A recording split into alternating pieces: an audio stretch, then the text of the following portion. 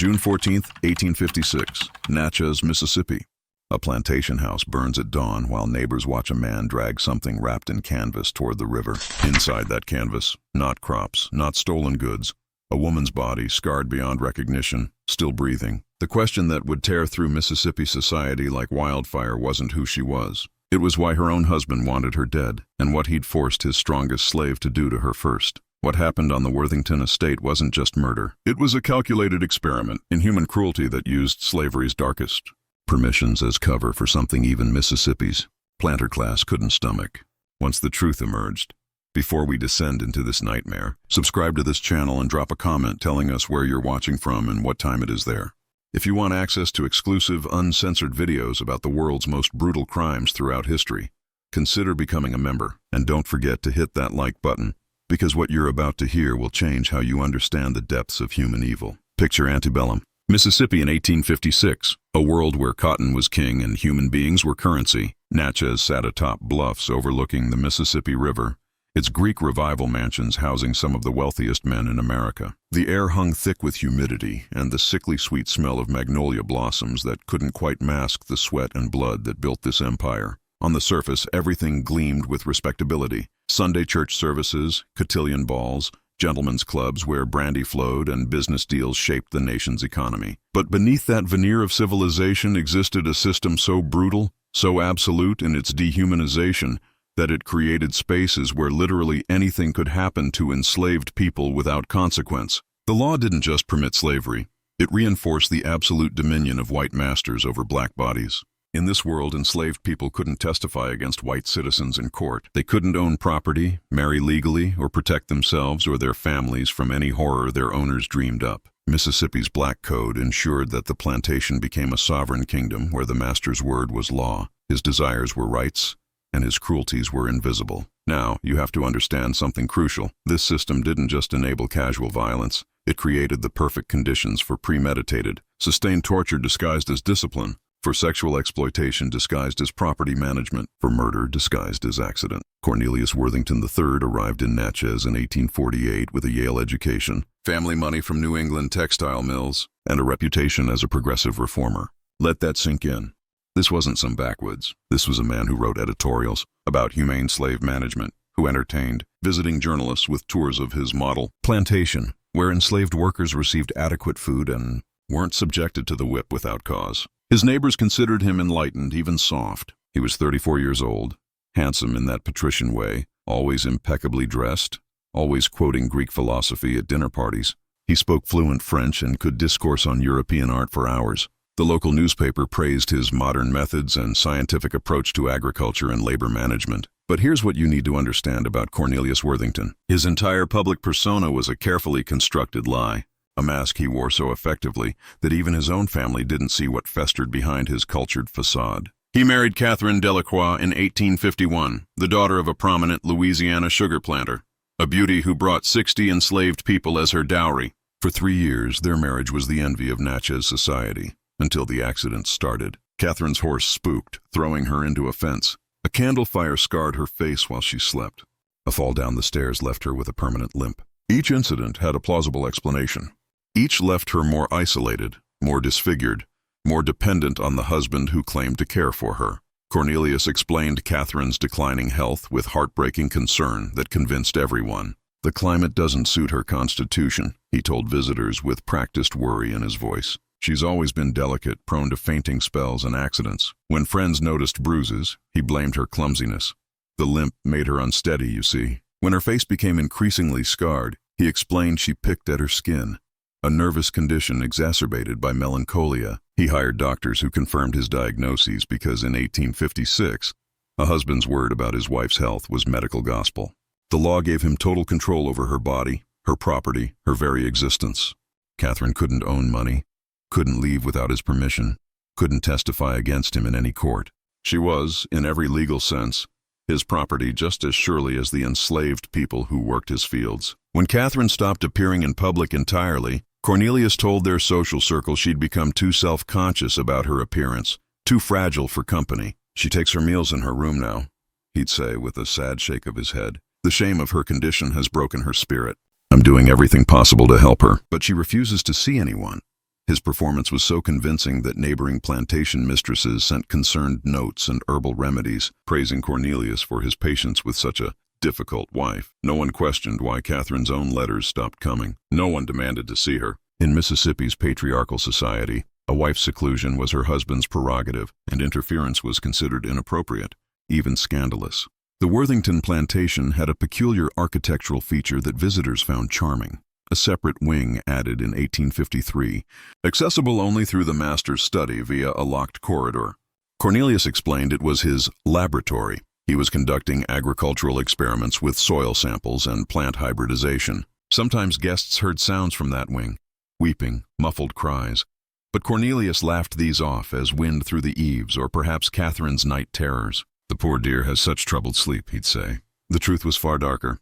That wing contained 3 rooms, one with medical equipment Cornelius had acquired from a doctor friend, instruments designed for surgery but used for something else entirely. Another room held restraints built into the walls, iron rings, leather straps, chains with locks. The 3rd room was where Catherine lived, if you could call it living. No windows, a single door, a bed, a chamber pot, and nothing else. The wing's location was strategic, far enough from the main house that the enslaved house servants couldn't hear clearly, close enough that Cornelius could access it any time. He controlled who entered every part of his home absolutely. Kitchen slaves delivered food to the study. Cornelius carried it the rest of the way. Cleaning slaves never set foot in that corridor. When asked about housekeeping in his private wing, Cornelius smiled. "I value my privacy for intellectual work." The system was perfect. The infrastructure was invisible, and the law protected every single aspect of his domain, because a man's home was his castle, and what happened inside it was nobody's business but his own. When the overseer, Thomas Creighton, occasionally heard disturbing sounds coming from the forbidden wing, Cornelius had explanations ready. "Catherine's condition causes seizures," he'd say matter-of-factly. "The doctors recommend isolation during episodes to prevent her from harming herself." When enslaved houseworkers whispered about screams, Creighton dismissed them. Slaves were superstitious, prone to gossip, their testimonies legally worthless anyway. On the rare occasions when Creighton glimpsed Catherine through a doorway, seeing her face covered in fresh wounds, Cornelius explained she'd been scratching herself again, tearing at her skin during fits of hysteria. Female madness, he called it. A diagnosis that explained everything and questioned nothing in 1856. The medical establishment of the era had convenient explanations for women who seemed distressed. Hysteria, melancholia, moral insanity, nymphomania. Conditions that justified any form of restraint or treatment a husband deemed necessary. When Catherine's screams sometimes sounded like words, "Please and stop and help me," Cornelius said she was reliving childhood traumas, episodes where she didn't recognize him or reality. He showed Creighton medical texts about dissociative states and delusional episodes. Everything had a scientific veneer, a respectable explanation. And here's the thing that makes this so chilling. These explanations worked. Society in 1856 was primed to believe that women were inherently unstable, that wives required firm masculine guidance, that a husband's medical judgments about his wife were beyond question. The system protected Cornelius not despite the obvious signs of abuse, but because those signs fit perfectly into acceptable narratives about female weakness and wifely submission. Dr. Harold Whitmore had been the Worthington family physician since Cornelius arrived in Natchez. A respected member of the community, Whitmore made regular visits to examine Catherine, or claimed to. His medical reports documented a progressive decline: nervous exhaustion, self-inflicted wounds, refusal to eat, violent outbursts requiring restraint. Every report justified Cornelius's increasingly extreme methods of caring for his wife. But here's what you need to understand about Whitmore's complicity. He knew. On at least 3 occasions, he examined injuries that couldn't possibly be self-inflicted. Ligature marks in patterns consistent with restraints. Burns from what appeared to be deliberate applications of heat. Broken bones that showed signs of intentional force. Yet his reports never questioned Cornelius's explanations. Why follow the money? Cornelius paid Whitmore extraordinarily well, not just for Catherine's care, but for his silence. Whitmore also provided something else: medical knowledge. He taught Cornelius about pain thresholds, about how to hurt someone without killing them, about which injuries would heal and which would scar permanently. In effect, Whitmore became a consultant in sustained torture. disguising his collaboration as medical treatment. He provided laudanum and morphine that Cornelius used to keep Catherine compliant but conscious. He suggested techniques of sensory deprivation and psychological manipulation drawn from contemporary theories about treating insanity. And when Catherine tried during one examination to communicate her situation through desperate glances and whispered words, Whitmore documented it as delusional accusations typical of advanced hysteria and recommended increased isolation. His betrayal was complete, professional, and legally protected. Catherine Delacroix Worthington was 23 years old when this nightmare began, 26 when it reached its horrifying climax. Before her marriage, she'd been known throughout Louisiana society as a gifted pianist and passionate reader who spoke 4 languages. Her letters to friends revealed a sharp wit and generous spirit. She'd been beautiful, yes, but more than that. She'd been alive with intelligence and curiosity. By 1856, that woman had been systematically destroyed. But Catherine wasn't Cornelius's only victim. I want you to picture this. A man named Samuel, 32 years old, born enslaved on the Worthington plantation. Samuel was the strongest worker in the fields, a man other enslaved people looked to for quiet leadership and protection. He had a wife, Ruth, and 3 children. He'd carved small wooden toys for those children with hands that could break chains if he'd believed freedom was possible. Samuel had survived the plantation system by making himself valuable. His strength made him irreplaceable during harvest. His reliability earned him slightly better treatment than others received. He'd learned to make himself invisible when masters were angry, to absorb punishments without resistance, to submit completely while protecting something essential inside himself. Now, you have to understand something crucial about Samuel's position. He wasn't simply enslaved. Under Mississippi law, he was property without any human rights whatsoever. His family could be sold away from him at any moment. His body could be used for any purpose his owner desired. Resistance meant death, not just for him, but potentially for everyone he loved. And Cornelius Worthington understood this leverage perfectly. Thomas Creighton had been overseer at Worthington Plantation for 2 years, a position that required a peculiar moral blindness to function in Mississippi's slavery system. He was 38, a practical man who'd convinced himself that slavery was simply how the world worked, that his job was ensuring productivity while avoiding unnecessary cruelty. He prided himself on not being one of the sadistic overseers. He used the whip only when required, managed the labor force efficiently, kept the plantation profitable. But on the night of June 13, 1856, Creighton's carefully maintained ignorance shattered. Unable to sleep during a stifling heat wave, he'd walked the grounds checking the slave quarters for signs of unrest. That's when he heard it. A woman's scream from the forbidden wing, not the distant, muffled sounds he'd learned to ignore, but a raw, piercing shriek of agony that cut through the humid night air. Then a man's voice, Cornelius, speaking in a tone Creighton had never heard before, cold and excited simultaneously, giving instructions to someone else. And another voice responding, Samuel's deep bass, saying, "Please, master, please don't make me do this." Creighton moved closer to the house, drawn by a horrified curiosity he'd later wish he'd suppressed. Through a window with curtains not quite closed, he saw into a lamplight room. What he witnessed in the next 30 seconds would haunt him for the rest of his life and set in motion events that would shock Mississippi to its core. Because sometimes there are things so evil that even complicit witnesses can't remain silent. Thomas Creighton vomited in the magnolia bushes outside the Worthington house. His hands shook so violently he could barely walk. What he'd seen through that window wasn't medical treatment or discipline or anything his mind could categorize as remotely normal. He'd witnessed Cornelius Worthington forcing Samuel, under threat of having his family sold to the brutal sugar plantations of Louisiana, to inflict deliberate injuries on Catherine while Cornelius watched and took notes in a leather journal. Catherine's face had been a mask of tears and terror, her wrists raw from restraints. Samuel had been weeping as he followed orders, his face twisted in anguish as he became an unwilling instrument of his master's depravity. Creighton stumbled back to his quarters and sat in darkness until dawn, his mind fracturing under the weight of what he knew. When the sun rose, he tried to convince himself he'd misunderstood what he'd seen. Maybe it was some strange medical procedure. Maybe Catherine had consented somehow. Maybe. But no, there was no explanation that made it anything other than torture. Still, when he approached the main house that morning, intending to confront Cornelius, He hesitated. Who would believe him? Cornelius was wealthy, educated, connected to the most powerful families in Mississippi. Creighton was an overseer, a hired man whose testimony against his employer would mean unemployment and social destruction. And if he went to the authorities, what could he even say? A man was doing something to his own wife, using his own property. In 1856, was that even legally a crime? Creighton ultimately did the only thing his conscience would allow. He wrote an anonymous letter to the sheriff describing what he'd witnessed, careful not to identify himself. Sheriff Marcus Dutton received the letter with deep skepticism. Anonymous accusations against prominent citizens were usually motivated by jealousy or revenge, particularly in a society where plantation politics could get vicious. Still, Dutton felt obligated to make a courtesy call on Worthington.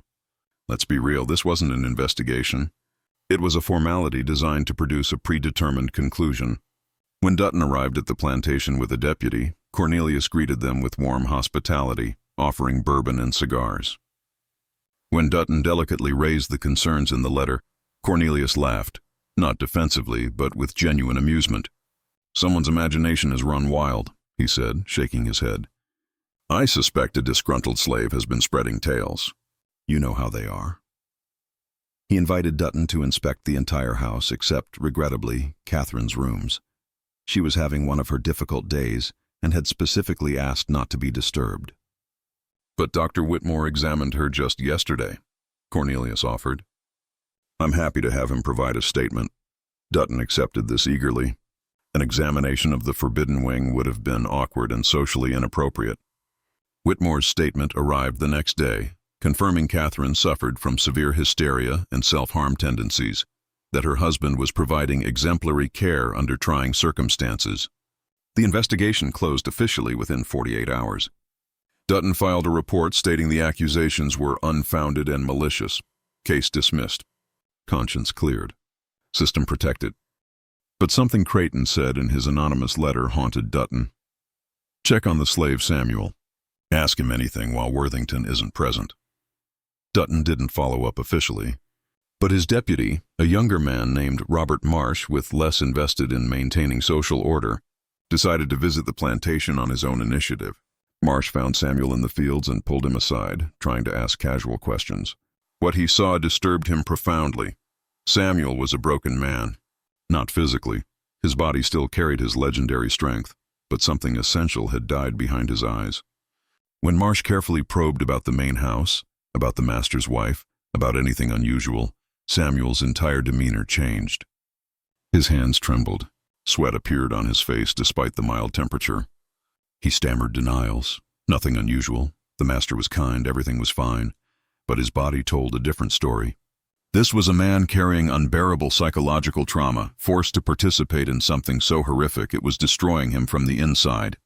Marsh noticed something else. Samuel's knuckles were bruised and scraped, injuries consistent with someone who'd been made to strike another person repeatedly. When Marsh reached toward those hands to examine them, Samuel flinched violently and begged, "Please don't tell the master we talked. Please. He'll sell my family." "He'll do worse." "Worse than what?" Marsh couldn't get Samuel to elaborate. But that terror in Samuel's eyes was evidence of something far beyond normal plantation discipline. The problem was, legally, Samuel's testimony meant nothing without a white witness willing to corroborate it. Here's where this story turns from horrifying to almost unbelievable. Except that everything I'm about to tell you is documented in records that survived. Cornelius Worthington wasn't simply a sadist acting on impulse. He was conducting what he believed were scientific experiments in pain tolerance, psychological control, and what he called the limits of human endurance and the breaking point of will. In his study, investigators would later find journals spanning 4 years, meticulously detailed records of what he'd done to Catherine and, crucially, how he'd used enslaved people, primarily Samuel, as instruments of his torture. The journals revealed his methodology.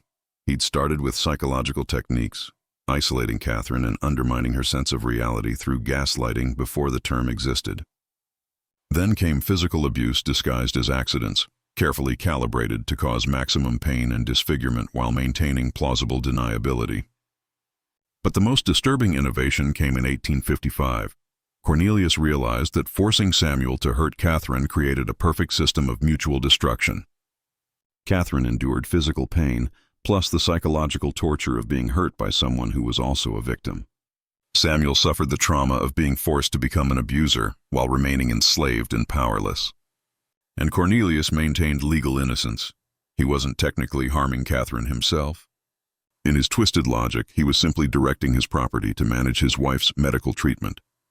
The journals showed calculations about pain thresholds, notes about which injuries produced which psychological responses, observations about how long humans could endure specific torments before breaking completely. This wasn't crime. This was an experiment in human suffering. Deputy Robert Marsh was 28 years old, the son of a shopkeeper, and had taken the deputy position to pay off debts after his father's business failed. He wasn't supposed to be heroic. He wasn't even supposed to be particularly moral by his society's standards. He'd grown up accepting slavery as normal, had never questioned the social hierarchy that elevated white men above everyone else.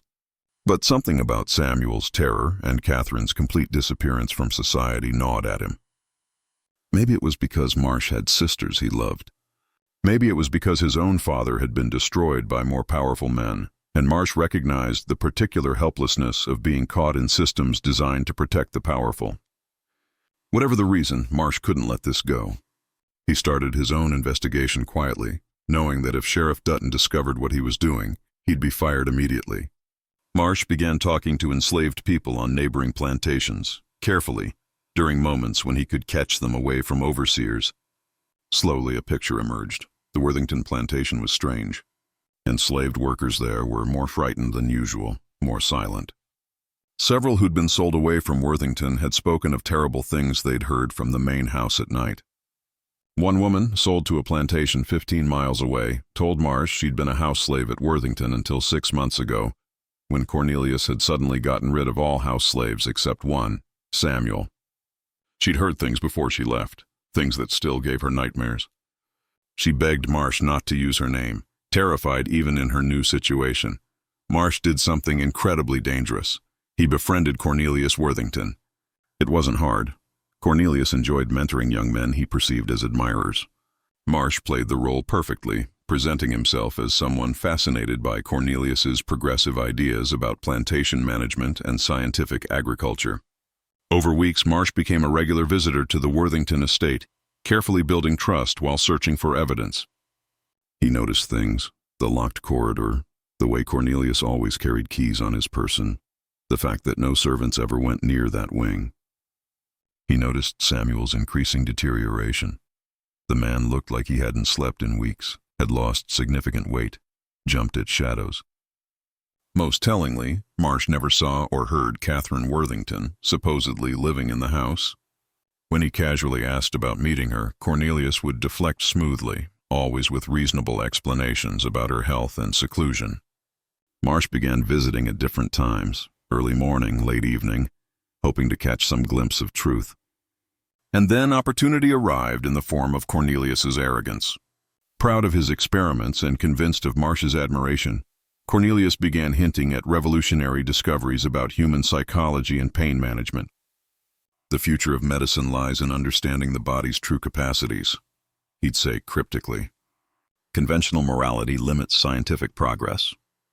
He invited Marsh to see his laboratory one evening in early June 1856, promising to show him something that would change his understanding of human nature. Marsh accepted immediately, knowing this might be his only chance to see inside that forbidden wing, to find evidence that could stop whatever horror was unfolding. He had no idea how prepared he needed to be for what awaited him. I need to pause here and ask you something directly. Can you handle what comes next? Because this is where the story turns truly chilling, where everything we've discussed stops being abstract horror and becomes visceral, undeniable evidence of human evil at its most calculated. What Deputy Marsh witnessed that night in June 1856 would end up in court records so disturbing that newspapers refused to print them fully. What he found would shock even a society that had normalized slavery's brutality. Before we continue, I need you to understand that the next part of this story contains details about torture and suffering that are historically documented but extremely difficult to confront. If you're watching with family or before bed, you might want to prepare yourself. And if you want to support this channel's commitment to telling these difficult but crucial historical stories, hit that subscribe button and consider becoming a member for exclusive content. Now let's descend into the nightmare that Robert Marsh walked into on June 14th, 1856. Cornelius led Marsh through his study and unlocked the corridor with obvious pride. "What I'm about to show you represents years of careful research," he said, his voice carrying the excitement of a professor unveiling a revolutionary discovery. The corridor was cold despite the summer heat, stone-walled and windowless. They passed the first room. Marsh glimpsed medical equipment, tables with restraints, instruments he recognized from surgery, but arranged in ways that suggested no healing purpose. The second room's door was ajar. Marsh saw chains embedded in the walls, a floor stained with what could only be blood, tools whose purposes he didn't want to imagine. But it was the third room that destroyed any remaining doubt about what was happening here. Catherine Worthington sat on a small bed, her hands bound in her lap, her face... Jesus Christ. Marsh struggled to maintain composure. She'd been beautiful once. You could still see the ghost of that beauty beneath the deliberate destruction. Burns, cuts in patterns too precise to be accidental, bruises in various stages of healing that told a timeline of sustained abuse. When she looked up at them, her eyes held something worse than pain. They held the complete absence of hope. The look of someone who'd stopped being fully human because humanity had become too agonizing to maintain. And Samuel was there too, standing in the corner like a guard, his face wet with tears, his entire body trembling. "Show Deputy Marsh what we've been working on," Cornelius said casually, and the horror of that word, "we," made Marsh's blood run cold. This is where the story gets truly chilling. What happened next occurred in seconds but would alter multiple lives forever. Marsh looked at Catherine, at Samuel, at Cornelius's expectant expression, and understood with perfect clarity that he'd been brought here not as a witness, but as a potential accomplice. Cornelius was testing him, seeing if Marsh could be trusted to keep silent or even participate. The realization came with another. If Marsh showed horror or refused, he might never leave this room alive. So Marsh did the only thing he could. He pretended. "This is remarkable," he managed to say, fighting every instinct screaming at him to run. "But I need to retrieve something from my saddlebag to take notes." Cornelius smiled, pleased. "Of course. I'll wait here." Marsh walked calmly back down the corridor, through the study, out into the Mississippi night. Then he ran. He ran to his horse and rode like demons chased him back to town, knowing he had perhaps hours before Cornelius realized the truth. He burst into Sheriff Dutton's home past midnight, dragging the reluctant sheriff from bed, pouring out everything he'd seen in a torrent of words that brooked no dismissal. Dutton tried to calm him, tried to suggest Marsh had misunderstood, but Marsh grabbed the older man by the shoulders. "She's dying in there, and he's using Samuel to kill her. We need to go now." Behind them, another deputy who'd been roused by the commotion made a decision that saved lives. He rang the firehouse bell, the town's emergency signal, waking every able man in Natchez. Within 30 minutes, an impromptu posse was forming. Cornelius Worthington's protective web of respectability was about to be torn apart. Here's where you'd expect the story to resolve cleanly. The posse rides to the plantation, rescues Catherine, arrests Cornelius. Justice prevails. But this is 1856 Mississippi, and nothing about this situation was simple. When Sheriff Dutton and 20 armed men arrived at the Worthington plantation at dawn, Cornelius met them at the door with complete composure, dressed impeccably, coffee in hand, looking like the embodiment of wounded respectability. "Gentlemen," he said calmly, "I assume Deputy Marsh has been telling stories." The young man showed signs of severe distress last night. "I'm concerned he may be suffering from heat sickness or perhaps moral fever."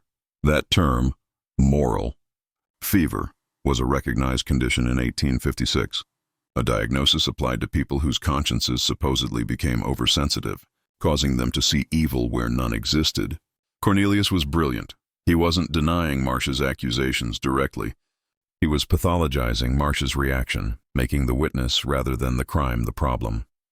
Several men in the posse, wealthy planters themselves, began nodding. This made sense to them. They'd all heard abolitionists and religious fanatics raving about plantation horrors that were simply normal discipline. Dutton felt control slipping away. "We need to see your wife," he said firmly, "and the slave Samuel. Right now." Cornelius paused, his mask flickering just slightly. "Of course," he agreed. "Though I warn you, Catherine's condition may distress you. She's been quite ill." He led them toward the main house, but as they approached the forbidden wing, something happened that Cornelius hadn't anticipated. Samuel appeared from the slave quarters, walking steadily toward the group, and spoke words that enslaved men in Mississippi almost never dared to say to white men. "I'll show you," Samuel said clearly. "I'll show you everything and testify to what he made me do. Kill me if you want, but somebody needs to know the truth." Samuel's decision to speak changed everything. Because even in 1856 Mississippi, even in a society built on slavery's silence, there were lines. And Cornelius Worthington had crossed them so far that even men invested in maintaining the system's worst aspects couldn't ignore what came next. Samuel led the men to the forbidden wing. Cornelius tried to block the door, arguing about property rights and privacy, but Dutton pushed past him. 20 men crowded into that corridor and saw what Robert Marsh had seen: the medical room with its restraints and instruments, the torture chamber with its stained floors and chains, and finally Catherine's prison. Several men vomited immediately. Others turned away, unable to process what they were witnessing. Catherine was conscious, barely, and when she saw faces besides Cornelius's for the first time in months, something broke open inside her.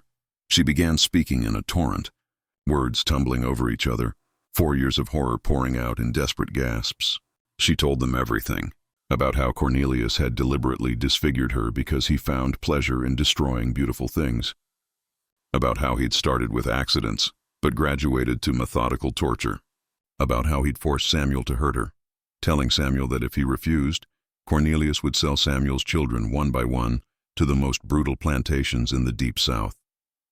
About the journals where Cornelius recorded it all like a scientist documenting experiments. The men found those journals in Cornelius's study, leather-bound volumes filled with neat handwriting, describing acts of such calculated cruelty that hardened plantation owners stood, reading with tears running down their faces. This wasn't discipline. This wasn't even madness in any conventional sense. This was evil, pure and methodical, dressed in the language of science and protected by the absolute power that slavery and patriarchy granted to men like Cornelius Worthington. As investigators dug deeper into Cornelius Worthington's past, a pattern emerged that should have raised alarms years earlier. Before coming to Mississippi, Cornelius had been quietly asked to leave 2 universities, Yale and then the University of Pennsylvania's medical school, for inappropriate conduct that was never formally specified. Letters between administrators, discovered later, referenced concerns about his fascination with pain and his disturbing questions about the limits of human suffering. His family's money had hushed each incident. In Boston, before heading south, he'd been engaged to a young woman who'd broken the engagement suddenly, refusing ever to speak about why and entering a convent shortly after. Her family paid Cornelius a substantial sum for reasons never made public. The pattern was clear. Cornelius had always been this way, and society's mechanisms had repeatedly protected him, moved him along, made him someone else's problem. Now, you have to understand something about Dr. Harold Whitmore's role in this nightmare. When confronted with the journals that referenced his collaboration, Whitmore initially tried to claim ignorance. But Cornelius's detailed notes proved Whitmore had provided specific medical advice about torture techniques, had examined Catherine knowing full well her injuries were inflicted rather than self-harm, and had supplied the drugs used to keep her compliant but conscious during her ordeals. Whitmore had essentially served as a medical consultant for systematic torture, and he'd done it for money and the intellectual satisfaction of pushing ethical boundaries. When the journals became public, Whitmore's position in Natchez society evaporated instantly. His practice collapsed, but legal consequences? That was more complicated because technically, nothing in Mississippi law prohibited a doctor from advising a husband on his wife's care, no matter how horrific that care became. The journals revealed something that shocked even investigators prepared for the worst. Cornelius hadn't been working entirely alone in his intellectual pursuits. He'd been corresponding with other men, never using full names, but enough identifying details emerged to track them, who shared his interests in what they called the science of suffering. Letters from England, France, and 3 different cities in the American South discussed experiments in pain tolerance, psychological manipulation, and the deliberate breaking of human will. This wasn't some organized conspiracy, but rather a loose network of wealthy, educated men who believed their privileges extended to treating human beings as laboratory subjects. Some of these correspondents were doctors, others were academics. Several were plantation owners who'd found in slavery the perfect system for their darkest impulses. The journals mentioned at least 3 other enslaved people besides Samuel, who'd been forced to participate in various experiments at Worthington Plantation. All had subsequently died or disappeared, sold away after they'd become too traumatized to function. Investigators tried to track these people but hit dead ends. In slavery's economy, people vanished without paperwork or explanations constantly. The international scope of this horror network meant that Cornelius Worthington wasn't an isolated monster, but part of a broader phenomenon. Men who used their positions of power, whether over wives, enslaved people, or institutionalized individuals, to indulge in systematic cruelty while hiding behind respectability. The realization was devastating. For every Cornelius whose crimes were exposed, how many others continued their horrors in silence, protected by the same systems of power that had nearly saved him. Here's the part of this story that should haunt us most. The conspiracy wasn't organized or deliberate. It was structural, woven into the fabric of 1856 Mississippi society so thoroughly that Cornelius Worthington's crimes could happen in plain sight for 4 years before anyone with power cared enough to investigate. Think about everyone who knew something was wrong but did nothing. Neighbors who heard screams and accepted implausible explanations. Church members who noticed Catherine's disappearance from services and never demanded to see her. Enslaved people on the plantation who witnessed glimpses of horror but whose testimonies were legally meaningless. Even Thomas Creighton, who saw actual torture and still hesitated for days before reporting it anonymously. The system was designed to protect men like Cornelius. Mississippi law in 1856 gave husbands nearly absolute authority over wives. Physical punishment was legally permitted under the doctrine of reasonable chastisement. Wives couldn't own property, couldn't testify against husbands, couldn't leave marriages without male relatives' support. Similarly, slavery created zones of absolute power where enslaved people had zero legal protection from anything their owners chose to do. The local newspapers initially tried to suppress the story entirely, fearing it would provide ammunition to Northern abolitionists and tarnish Mississippi's reputation. When they finally covered the case, they framed it as an isolated incident of individual madness, rather than examining the systems that enabled it. Society's investment in maintaining slavery and patriarchy meant confronting Cornelius's crimes required confronting the structures that empowered him, and most people weren't willing to do that. They wanted to believe he was uniquely evil, a monster, because that meant the system itself didn't need examination or change. Cornelius Worthington III was arrested on June 15, 1856, and charged with assault and battery against his wife, notably, not torture, not attempted murder, not any crime acknowledging the full scope of his actions. Mississippi law didn't have adequate statutes for what he'd done because the legal system couldn't conceive of a husband systematically torturing his wife as something requiring specific prohibition. His trial became a sensation throughout the South, with newspapers from New Orleans to Richmond covering every detail. Cornelius's defense attorneys argued that as Catherine's husband, he had broad authority over her care, that her hysteria justified restraint, and that his methods, while unorthodox, represented medical treatment rather than criminal abuse. The prosecution's case hinged on Catherine's testimony and the physical evidence of the torture chamber. But here's where justice got complicated. The jury, composed entirely of property-owning white men, deliberated for 3 days. They couldn't ignore the evidence, but they also struggled with the precedent a conviction might set about limiting husbands' authority over wives. Ultimately, they convicted him of excessive chastisement and reckless endangerment, reduced charges that carried a sentence of 12 years rather than life. Cornelius served 9 years before his family's lawyer secured early release. He died in 1872 in New York, reportedly from pneumonia, having never expressed remorse. Dr. Harold Whitmore fled Mississippi before he could be charged, eventually settling in California under an assumed name where he practiced medicine until his death in 1881. He was never held legally accountable for his role in Catherine's torture. Catherine Worthington survived, though survived feels inadequate for what her life became.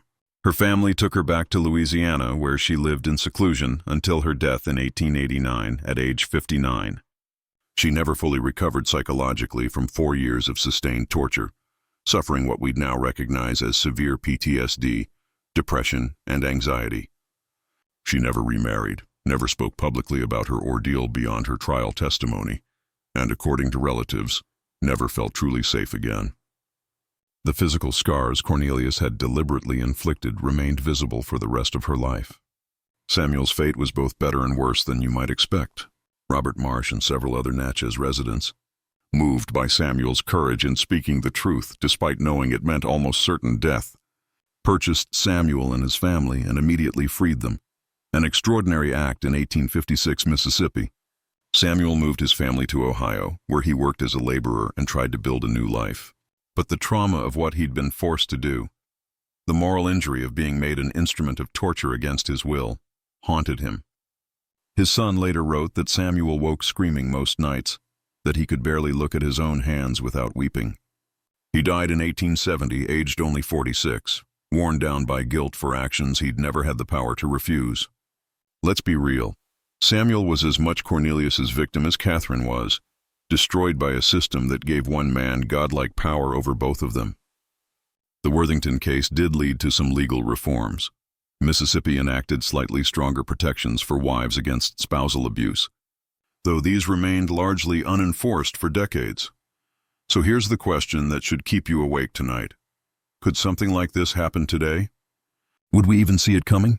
Before you say no, before you reassure yourself that we've evolved beyond 1856 horrors, think about the structures that protected Cornelius Worthington. Societal investment in maintaining power hierarchies, the tendency to believe respectable people over their victims, systems that make certain populations legally or practically vulnerable to abuse, the preference for seeing evil as individual rather than structural. Those forces still exist, just in different forms. We still have zones of absolute power where vulnerable people disappear: detention centers, nursing homes, psychiatric facilities, prison systems, even some homes behind closed doors. We still tend to believe perpetrators who present well over victims who seem hysterical or incredible. We still have networks of wealthy, powerful people who protect each other from consequences. The tools Cornelius used, isolation, gaslighting, using systems of power to silence victims, finding collaborators who will provide professional cover for abuse, those tools haven't disappeared.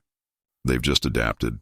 So I'm asking you, where in our current society do people have the kind of unchecked power Cornelius had? Who are today's invisible victims, the people society has agreed don't matter enough to protect? Drop your thoughts in the comments. Subscribe to this channel if you want more stories that examine not just historical crimes, but the systems that enable them.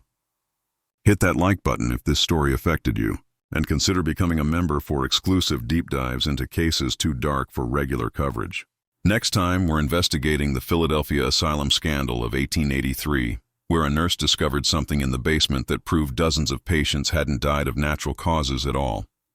You won't believe what they were really doing to them. Until then, stay vigilant, question authority, and remember, the most dangerous monsters are always the ones society agrees to call respectable.